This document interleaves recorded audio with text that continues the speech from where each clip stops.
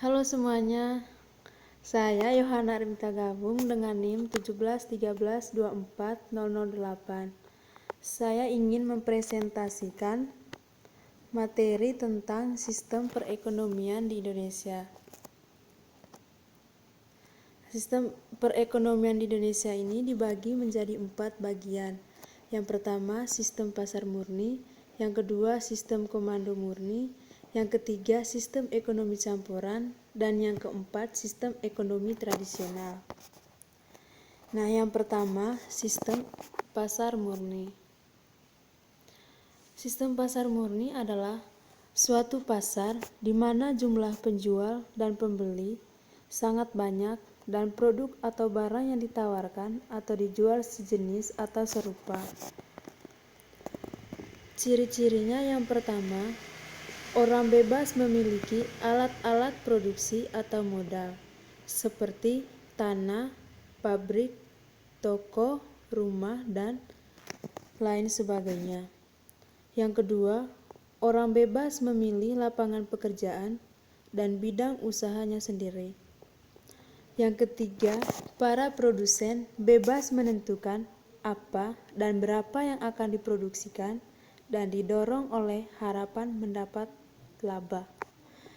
Yang keempat, harga-harga dibentuk di pasar bebas.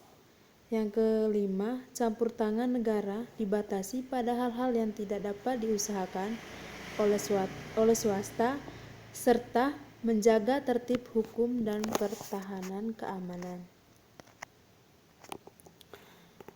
Adapun kelebihan dan kekurangan.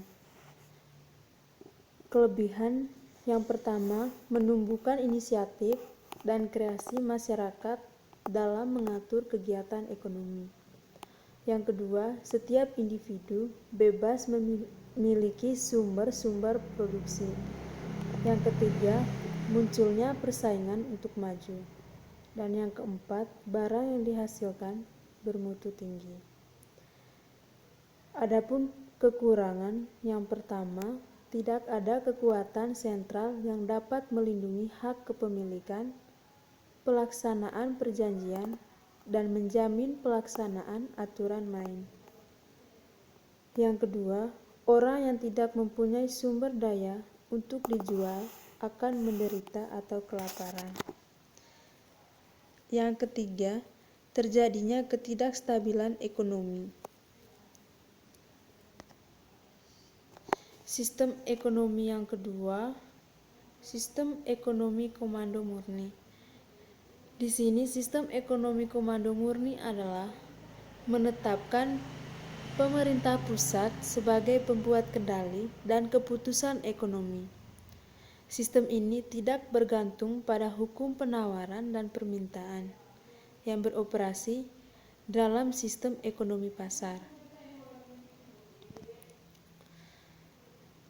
Adapun ciri-cirinya yang pertama, semua sumber daya ekonomi seperti alat-alat produksi, tanah, dan perusahaan. Yang kedua, seluruh kegiatan ekonomi atau produksi harus diusahakan bersama. Yang ketiga, harga dan penyaluran barang ditentukan dan dikendalikan oleh pemerintah. Yang berikut, kelebihan dan kekurangan. Kelebihan yang pertama, pemerintah lebih mudah mengendalikan inflasi, pengangguran, dan masalah ekonomi lainnya. Yang kedua, pasar barang dalam negeri berjalan dengan lancar. Yang ketiga, pemerintah dapat turut campur dalam hal pembentukan harga. Dan yang keempat, relatif mudah melakukan distribusi pendapatan. Adapun kekurangan, yang pertama, pengelolaan perekonomian menjadi suatu hal yang rumit sehingga tidak dimanfaatkan secara efektif dan efisien. Yang kedua, tiap-tiap individu mempunyai kebebasan yang relatif terbatas dalam membuat pilihan ekonomi. Sistem perekonomian yang ketiga, ekonomi campuran atau transisi, di mana sistem ekonomi campuran adalah campuran atau perpaduan antara sistem ekonomi liberal dengan sistem ekonomi sosialis. Ciri-ciri yang pertama, hak milik atas barang konsumsi diserahkan kepada individu. Yang kedua, jumlah dan jenis barang yang diproduksi memang dapat ditentukan oleh swasta. Yang ketiga, harga tidak semata-mata ditentukan oleh mekanisme pasar. Dan yang keempat, kesempatan kerja penuh. Adapun kelebihan dan kekurangan. Kelebihan yang pertama, pendistribusian barang dan jasa ke tempat yang paling dibutuhkan. Yang kedua, memberikan keuntungan kepada produsen yang berhasil menciptakan efisiensi dalam bisnisnya. Dan yang ketiga, mendorong inovasi untuk memenuhi kebutuhan pelanggan secara lebih kreatif, murah, dan efisien. Dan kekurangan yang pertama, beban pemerintah lebih besar daripada beban swasta. Yang kedua, sistem terpusat mematikan potensi kreasi warga. Dan yang ketiga, sulit menentukan batas ekonomi yang dilakukan oleh pemerintah dan swasta. Yang terakhir, perekonomian pasar tradisional, di mana sistem perekonomian tradisional adalah sistem ekonomi di mana semua aktivitas perekonomian dilaksanakan dengan tujuan untuk memenuhi kebutuhan hidup dengan melakukan kebiasaan tradisi dari generasi ke generasi. Ciri-ciri pasar tradisional yang pertama, metode transaksi yang digunakan yaitu dengan cara barter atau bertukar antar barang. Yang kedua, hasil alam dan tenaga manusia merupakan modal utama masyarakat.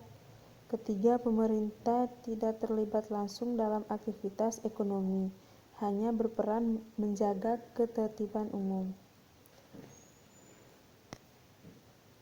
Kelebihan dan kekurangan. Kelebihan yang pertama, hubungan antar individu dan masyarakat serta sikap saling tolong-menolong sangat kental. Yang kedua, tidak terdapat kesenjangan ekonomi antar orang kaya dan orang miskin. Yang ketiga, tidak ada monopoli dari pemerintah. Kekurangan yang pertama, digunakannya sistem konvensional membuat perkembangan dan pertumbuhan ekonomi menjadi lambat. Yang kedua, tidak semua kebutuhan masyarakat dapat terpenuhi karena masih mengandalkan alam.